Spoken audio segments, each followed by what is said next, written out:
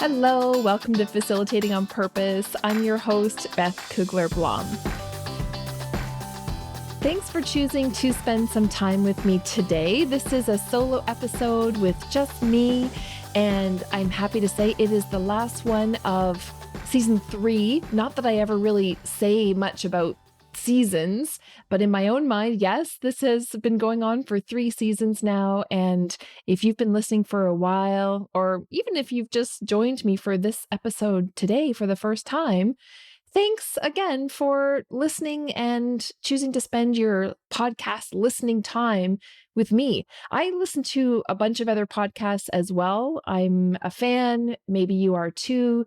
There are a lot of opportunities for us to listen to things. And if you've chosen me today, I'm very grateful. Love it. Before I dive into this episode and share some thoughts on learning that lasts, I would like to announce that I've started a LinkedIn community. I guess it's called a LinkedIn group, and it's for Facilitating on Purpose. So it's called Facilitating on Purpose Community. And I don't know why sometimes I get these sort of nutty ideas and I just act on them. But I was thinking about how it would be nice to extend our learning beyond the length of any individual episode and maybe just bring in the community a little closer together of who's out there listening and who's out there facilitating and trying to get better in our practice all along the way. So if you would like to join me and other wonderful people in the Facilitating on Purpose community on LinkedIn, go search for that on that platform and I will let you into the group. And I would love to have some conversations with you and our guests who are joining as well about the episodes, or actually more broadly, all sorts of things about facilitating learning would be fantastic. I guess I'm this kind of person that always starts communities of practice. This is not the only one I'm leading right now, and it's not the only one I've led in the past, but I just love bringing people together, and maybe you can be part of that. That would be super. Okay, so let's get into the episode and talk about learning that lasts. I decided to address this issue or this topic in this episode because I asked on LinkedIn, sometimes I ask questions about what I should address next in the podcast. And somebody in my network said, hey, why don't you address this topic, learning that lasts, or how do we create learning that has lasting impact? And I actually liked the alliteration of the title of learning that lasts. And I thought, yeah, that actually is a really good idea because it is maybe the crux of the issue or the challenge that so many of us have when we are trying to not just create a workshop or a course, but we're trying to make a difference for the learners who are in the experience. It's not just that we want them to attend the experience itself, is it? We actually want to change something for them, for their work, for their life, whatever the reason is that they're in the learning experience. And we want to make that change for a long time. We don't want the change to happen just for a few days after the session or a few weeks after the session. We really are in the business of creating learning that lasts, learning that is memorable and has some sort of impact for that person or perhaps an organization that they're a part of or a group that they're a part of. It is the lasting impact piece that is actually our ultimate goal for why we even design and facilitate learning experiences. So yeah, great topic, and want to dive into what that really means.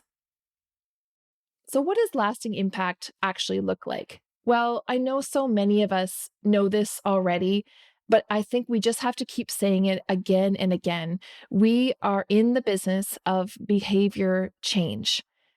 It's one of the things I think people struggle with. I certainly see it in my work with clients when people come to me and they want my company to develop a course for them. And oftentimes it is about knowledge that they want to base the course experience around or the learning experience around. And I really have to work with them as a learning designer to get to the behavior change pieces. Yes, we want people to learn knowledge. There is information there probably that people need, But it's really the behavior change piece that we're looking for. And that's why we write learning outcomes and so on. So if we can keep that at the core of our work, that we are in the business of behavior change, then we can do something with that. If we really stay only at the knowledge change level, sometimes it can force us into making presentations or giving lectures because we think, oh, there's a lot of knowledge here that these people need. And here's how I'm going to dump it over at them. Of course, those aren't the terms you might be saying to yourself, but that's kind of what we do when we make long presentations and when we do long lectures. Can we learn from listening? Yes, we've already probably talked about this in the podcast. We do learn from listening to others, but that doesn't necessarily translate into behavior change. What translates into behavior change is getting people to do something in sessions and even beyond sessions, actually doing the thing that we want them to do on the job or in their real life, back outside of the learning experience. That's the behavior change we're looking for. So, yes, knowledge is involved in that, but our true goal is behavior change. That's why we are in this business. It's the whole reason why we do our work designing and facilitating learning. If you're realizing now, or you have recently realized that you're really doing a lot of knowledge transfer type teaching or training or facilitating of learning, it's okay. I mean, that's a realization maybe a lot of us come to at some point, but then let's do something about that. So you'll make the changes to really think more intentionally about your learners and getting them to do something in the session and use their own knowledge and apply their own experience to the things that you're asking them to do, as along with the new information that you might be giving them along the way, or that they're learning from other people in the session because you've made it participatory. So if your default has been, I want the learners to understand this, or I want them to learn that, yeah, I mean, that's part of what we have to think about, but we really have to get ourselves situated in their experience and keep that behavior change front of mind and at the core and forefront of our design process. One episode that I've done already for you that is really related to the question of how do we design learning that lands and lasts beyond the session is episode 47. It's called The Pivotal Role of Learning Outcomes. So I won't mention learning outcomes too much in this episode, but just know that I've done a whole other episode on learning outcomes, and you can really geek out on that over in that episode. And it explains a lot about how to do that and why we would write learning outcomes and how powerful they are.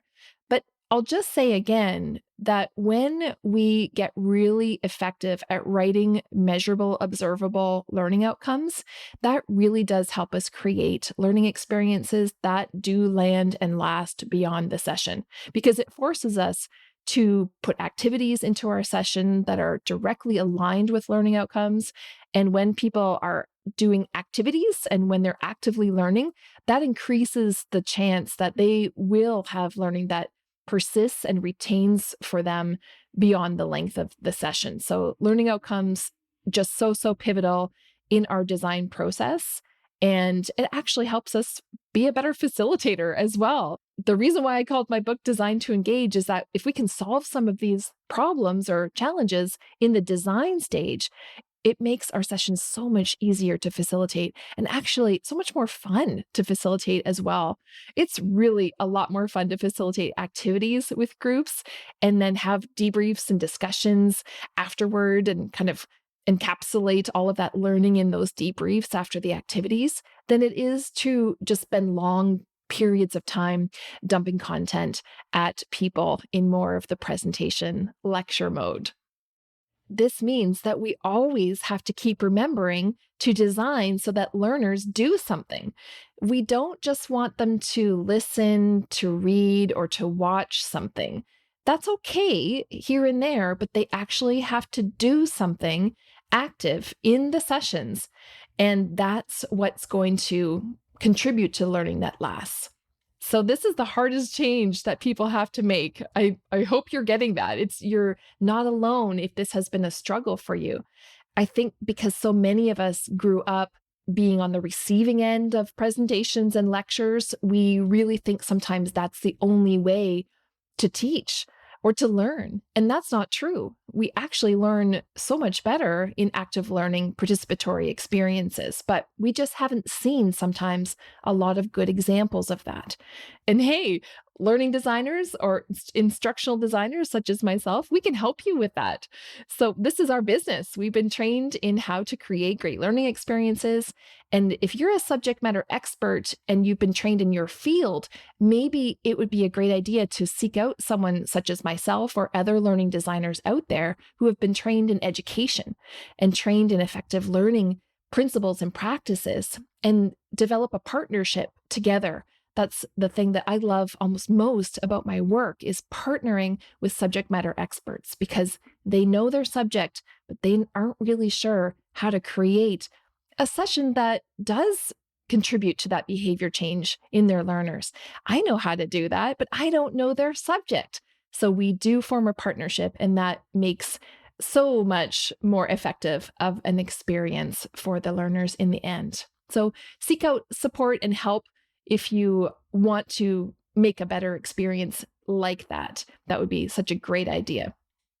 When you're in that design process, I think one of the most powerful questions you could probably ask yourself is that question about, what behavior change am I looking for in my learners?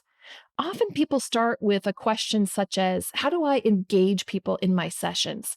And I recently sent a pre-survey out to a group I was going to be facilitating a workshop with. And many of them were talking about tools, especially online, right? We've got our Mentimeters and our mural boards and all sorts of things like that. Yes, there are great tools out there that support learning, but that is not the first thing I want you to go towards when you're wondering how to engage people in your sessions. If you ask yourself, what behavior change am I looking for in my learners first and foremost, and work backwards from that, that will be the most powerful thing for you to design around for your learners. And that is going to contribute to learning that lasts. The engagement piece, or the tools and the technologies and those facilitation methods, they come from that. Okay. So once we have our outcome set and we know what behavior change we're looking for, then we figure out all those tools and technologies to help us get the learners there. But don't start with the tools. That's not the true definition of engagement. Okay. Learning outcomes and behavior change, that's the engagement that we're looking for. We're really in the business of trying to drive learning into people's long-term memories, aren't we? I mean, we know the opposite of that. Working memory stuff only, and working memory is our short-term memory, and that's where you kind of cram something in there for a short period of time, and then it falls away after a short period of time. I always think of the movie Inside Out, that great Pixar movie, because they visually represent what is going on in our brain. And, we want to create some of those core memories for our learners, that they do remember the pieces because they've had more of a robust experience in the workshop, and it will drive more effectively into their long-term memory if we do the work that is necessary to get it there. Okay. So, all that memorization stuff, yeah, I mean, maybe for short-term stuff, that's okay, but we really aren't looking for that for long-term learning that lasts, or learning that lands beyond the length of the session. We are looking for long-term memories and not short-term working memories that we're just going to lose in a few days or a few weeks. Here's an example of long-term memory. I was at a dinner recently where someone was asking me if I knew someone at the National Human Rights Museum here in Canada, which is located in Winnipeg, Manitoba. And I thought, yeah, I think I do know someone that used to work there. And I kind of searched my memory banks, and I thought, yeah, I have this connection. I'm pretty sure he told me many, many years ago that he worked at this human rights museum. And sure enough, I pulled out my phone, I looked up LinkedIn, I remembered the person's first name. I couldn't quite get the last name in my mind. But as soon as I saw their LinkedIn profile and looked at where they had worked, sure enough, they had worked and been the COO, actually, of the Human Rights Museum. And so this person and I, who was looking for the recommendation, we kind of marveled at how the brain works, because I think I probably had that conversation with this person who worked at the museum 15 years ago. And I'm sure they only told me once that they had that experience. But for some reason, I remembered that little tidbit of information. Why do you think I would have remembered that? Well, in reflecting on it now, just preparing to do this episode for you, I've been thinking, well, at the time, I must have thought, oh, the Human Rights Museum, that sounds like a place I really want to go. That sounds really meaningful and worthwhile. And I love going to museums and art galleries and, other things like that, arts and culture type things. And so, what does that say to us? There was meaning there for me. There was relevance there for me. And because of that, that little tidbit of information just like it just drove right into my long-term memory that this person had had that experience working at the museum. And here we are 15 years later, and I've remembered this little tidbit because, yeah, unfortunately, I still haven't gone to the Human Rights Museum and someday hope to get there, but I was able to share this information with this person so that they can go and try to make connections and so on. So it's the meaningfulness, it's the relevance is why it went into my long-term memory. And that's for all of us who are designing learning experiences. I mean, that was just a conversation, but for learning experience, we are looking for what's going to be meaningful and relevant to the particular learner group. And that gives us so much information that we can capitalize on and jump off from to be able to design sessions that are meaningful and relevant for them. So there's a learner analysis piece in there, kind of a needs assessment / learner analysis piece. The more you know who the learners are and the details about them, their motivation levels, their backgrounds, their experience levels, their knowledge that they have or don't have, you will get to those meaning and relevance pieces. And when you can find those things, that will help you design sessions that last beyond the length of the session in the minds of the learners and contributes towards that behavior change that we're really looking for. Otherwise, if you don't find the relevance, poof, it's gone. It's gone into working memory for a little bit, but then sadly, it has fallen out, gone to the dump. Going back to the Inside Out movie, I don't know if you remember, there were those balls that went into the dump, and it was a sad place when Bing Bong died, right? In the dump. We don't want that to happen to our learners' knowledge and the behavior pieces that we're working on with them in the session. We don't want it to go to the dump. We definitely want it to become a core memory and something that they can draw on for years to come. Now, let's remember that the things that we design don't just have to be in the actual session that we are designing and facilitating with the learners. So maybe you've got 3 hours with a group, maybe you've got 3 weeks, it doesn't matter. There could be things that you create to reinforce the learning with the learners outside of the session. It could be a checklist, a how-to instruction doc, a visual reminder, something coming out in a newsletter, buddy systems. There are all sorts of aids or other things that we can do to circle around the learning experience in a bit of a constellation of opportunities, if you will. So these are ways that we can reinforce what's happening with the learner in terms of that learning that's hopefully lasting. All of those extra things around the bound experience in the session can reinforce and augment their learning. And hopefully that's going to help it last and land for them for a long, long time. In my work, I sometimes go to healthcare environments because we work a lot with large healthcare related nonprofits in my company. A lot of the time, when you go into a healthcare environment and you go into the washroom, you will see a hand washing sign there. And I do remark on those kind of things in my brain because I know that healthcare providers go to hand washing classes, basically, or they take a course or some sort of short learning experience in hand washing techniques. But that's not where the healthcare environment has stopped. The signs in the washroom are a visual reinforcement of the learning that would have happened in some sort of learning experience, a session, or perhaps an e-learning module or something like that. So again, it's a job aid. It tells you how to wash your hands, for how long. Maybe you sing happy birthday while you're doing it as you're at the sink. And so that job aid is something that we can all think about. Well, is there something that is related to what you're designing that is like that, where it's not in the actual session, but it's supporting the session's learning or the outcomes of the session in some other way for the learners?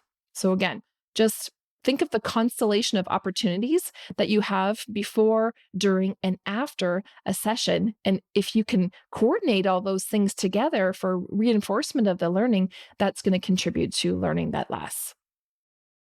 There are all sorts of other things that you could draw on to create memorable sessions or memorable learning experiences for the participants that you're designing for or working with.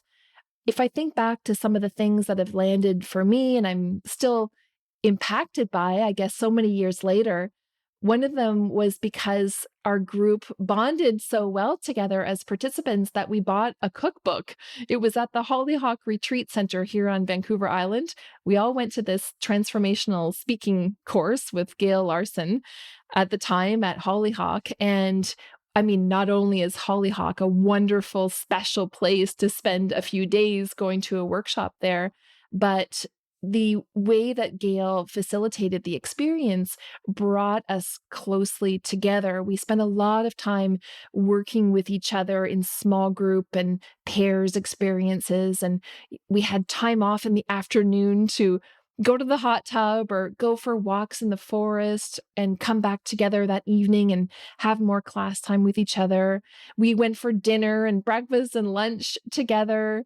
So there were all sorts of things just in and around the experience that Gail herself made happen being at Hollyhock that brought us together and made it special. So we ended up all buying the Hollyhock cookbook, and kind of like you would do with a yearbook in high school, we all signed the cookbook for each other and just passed them around the room and did it at the end of the last day.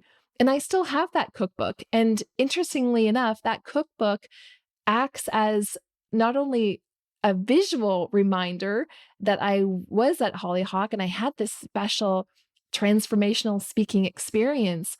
But when I pull that cookbook out, there's a memory hook that's attached to it. And so it's not just about the cookbook and cooking from it, but the cookbook becomes like a gateway into my long-term memory. And I remember, yes, okay, I remember sitting on that patio and we were doing that activity and so on. And it was probably, again, maybe about 15 years ago. Gosh, it might have even been longer than that, maybe up to 20 years ago that I had that experience. I'd probably have to go look at my resume to see when I went to Hollyhock. But I have the cookbook, but it also has become such a long-term memory for me because it was a special experience in a special place. So for you, you're not going to always be able to take a group to a retreat center, are you? But how can you make your experience special for the group? Maybe it's just in the nice supplies that you buy them. Maybe it is something that you craft within the session that is a social aspect that really helps people get to know each other in a comfortable way for them.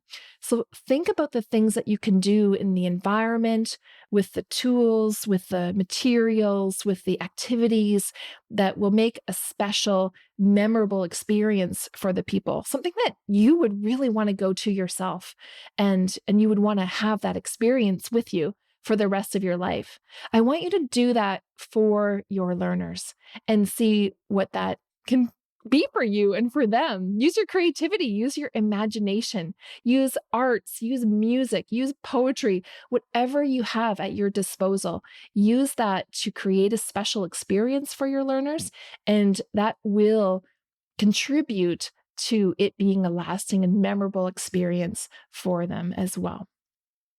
Lastly, I think there are opportunities for you, especially if you work inside an organization, to collaborate with other peers that you might have in your organization. I'm thinking specifically of people's supervisors or HR professionals. You might be a training lead or an education lead, but maybe you can draw other people into the design experience and really make sure that what is happening in the session is being reinforced outside of the session. This is where it could get into performance development aspects or performance management aspects with the supervisors. Like the supervisors of your participants need to know what is happening in the learning experience, don't they? They need to know what the learners are actually doing in the experience, because then you can get them on board to also be looking for that behavior to be used in the workplace or wherever the setting is that they're supposed to be using it. It might not be a supervisor, it might be some other type of person, but there are people around the experience that maybe can help reinforce that learning with the participant or participants after the session. And again, it's all part of that constellation I was talking about earlier. That if you can recruit people like that and really get aligned in what you're all trying to do for that particular person or that group of people, then I think that all will work together in a nice hub and spoke sort of way to make sure that the learning continues to deepen for the person and it does impact their behavior and you see that behavior change that you're looking for. One other episode that might be interesting for you to listen to that's related to this topic is the one that I did with Romy Alexandra on experimenting with experiential learning. That was episode 13. Romy is an experiential learning expert. And when we had that conversation, of course, I'm remembering it again now myself, she really, and not just her, but everyone who is skilled in aspects of experiential learning know this, that when we add reflection onto the learning experience, it will contribute more to lasting knowledge and behavior change. So the more you can ask your learners to reflect on their experiences and consider what they've learned and the things they're going to do differently in the future, all of those pieces that are wrapped up in the experiential learning cycle, I think that really will help as well. I'll give you an example quickly to indicate that. So a long time ago, when I was writing my book, I put in the book that it's a good idea to have a learning journal. And I was doing it myself at the time, but I think even just writing the book and putting that in the book, I started to do it even more to walk the talk so that I would be journaling and not just talking about it. So recently I went through and I read the 2 journals that I've completed in the last 4 or 5 years, I guess, since Design to Engage came out. And it was so wonderful to go back and read my learning journal and reflect on all of the learning experiences that I've had in the last 4 or 5 years. Because every time I go to a webinar, every time I go to an in-person training myself as a participant, and there have been many in all sorts of different topics related to my field over the past 4 or 5 years, I write things in my learning journal. And so when I went back to read the journal, it was kind of interesting because things that I think I'm really knowledgeable about now, 5 years ago, it was new to me, especially because COVID hit that year that I was publishing Design to Engage, right? That was 2020. And my book came out the fall of 2020. And it was remarkable to kind of see, oh, yeah, that thing that people were doing in Zoom, which was so revelationary to me at the time, now it's really commonplace. And it's so much a part of my practice that I don't even think about it anymore. It's like, duh, yeah, we all do that thing. But it wasn't always that way for me. And it was only when I took the time to go back through my learning journals that I really realized how much I have grown in the last 4 or 5 years. And it was direct evidence that I will continue to grow. And especially when I put it down in a learning journal, I can see the evidence of that. And boy, does it ever reinforce that learning too, going back and looking. There were lots of things that I'd forgotten about, of course, for sure as well. So, remind myself of some of those aha moments in the journal too. But definitely the reflection of the things that I didn't know then and I do now and I have incorporated it into my work and my practice was pretty exciting to see as direct evidence that reflection and writing things down and then thinking about it and continuing to think about it, it really works to change our behavior and change our practice. So again, we are in the business of behavior change. I mean, I just gave an example about my own behavior change. As facilitators, we're supposed to be doing that too, right? We need to grow in our field. But when we're designing and facilitating learning, obviously, we want it for our participants. We are looking for their behavior change. We have to remember that. And the more we can keep that top of mind, we will be able to design amazing, wonderful sessions for them where they do something relevant and meaningful, and hopefully it sticks with them for many years to come. I wish you all the best with that. Reach out if you would like to ask me more. I'm happy to answer listener questions and keep engaging. Or hey, join that LinkedIn community that I told you about, and I would be happy to extend the conversation with you there. The link to that will be in the show notes now from this episode on, and I hope you consider joining. It would be great to continue our learning together and keep going for that behavior change in ourselves too that we're looking for. Coming up next on the podcast, I actually have a 1-month break that I'm going to be taking during the month of July. This is what I do every summer with the podcast. I do not drop episodes during this month. This just helps me catch up a little bit, take some holiday time, not have to think about podcast stuff for a little bit. I love it, but I also love taking a break, and that helps me rejuvenate and be excited to start again when the next season starts in August. A great thing for you to do during the month of July would be to catch up on any episodes that you may have missed. I'm sure I have loyal fans out there. Thank you very much. But you probably haven't listened to all of the episodes, I'm guessing. So scroll back through wherever you're engaging with the podcast from, or go to my website, bcblearning.com/podcast or facilitatingonpurpose.ca, and you can figure out which podcast episodes you might want to engage with in July and keep your learning going over that summer month. I will be back with all new episodes for the start of season 4 in August, and I will be excited to get started again because I love doing this work, and thank you so much for sticking with me. I'm really excited that season 4 is coming. We've done 60 episodes so far and lots more to come. The next episode, the first one in August, is going to be myself with my guest, Nora Loist from Untapped Accessibility here in British Columbia. We're going to talk about BC's accessibility legislation briefly, but basically just center our conversation around disability, expecting diversity, identifying barriers, designing with inclusion at the core of everything we do. So I hope you join Nora and I for that episode. Until then. Thank you for listening to Facilitating on Purpose. If you were inspired by something in this episode, please share it with a friend or a colleague to help them expand their facilitation practice too. To find the show notes, give me feedback, or submit ideas for future episodes, visit facilitatingonpurpose.com. Special thanks to Mary Chan at Organized Sound Productions for producing this episode. Happy facilitating!